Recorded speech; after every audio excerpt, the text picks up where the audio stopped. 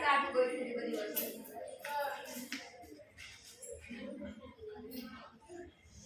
દીદી confusion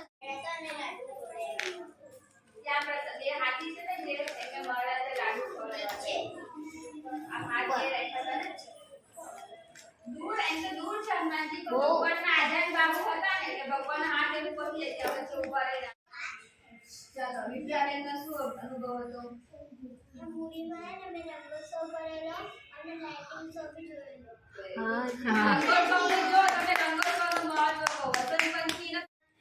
રોજ સવારે વહેલી ઉઠીને છે ને ઠંડા પાણીથી નાહી લો ઓ માય ગોડ જો હવેલીમાં જૂની વસ્તુ જેમ કે લડવા જવાના હોય ત્યારે જે સૈનિકોનો સૂટ હોય તે અને જૂના જમાનાના વાસણો અને પછી અત્યારે હવેલીમાં ઓલું બધું નવી નવી બનાવે છે ને વિડિયો દીદી ઓડિયો હવેલીમાં વેરી ગુડ બીજું શું જોયું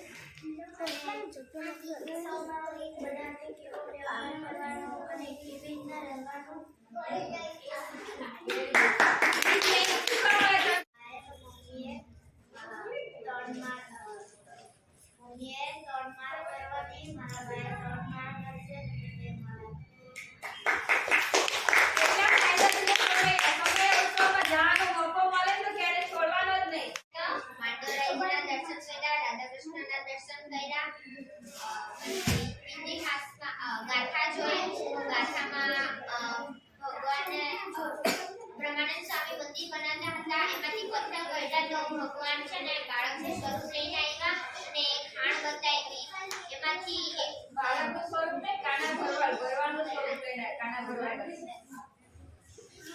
સ્વરૂપ લાવ્યા પછી એ જ ખાણમાંથી એક જ સરખા પથ્થર નીકળતા હતા પછી એમાં બ્રહ્માનંદ સ્વામીને પછી ખબર પડી કે છે ને મંદિર તો બનશે પણ પછી હરિભક્તોને દેવા માટે ધન નથી તો પછી સુવાસીની ભાભીએ તેના હાથના પગના કડા હતા ને તે બ્રહ્માનંદ સ્વામીને આપી દીધા ને કીધું કે જેવું બને ને તે મંદિરનું નિર્માણ કરો પછી એના મંદિરનું નિર્માણ થયું જેટલું બને એટલું જલ્દી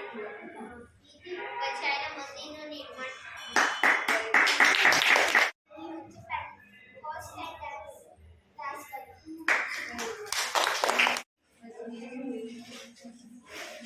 મૂડી ગાથામાં શું આવ્યું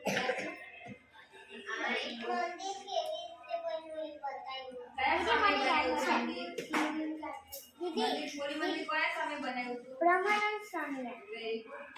પછી મૂડી મંદિરમાં પથ્થર ગઈ હતા તો કોણ આવ્યું હતું કેવા માટે કયા પથ્થરને કામ છે દીદી કાઈ નતા લાડવા આવ્યું વેરી ગુડ પાછું બોલ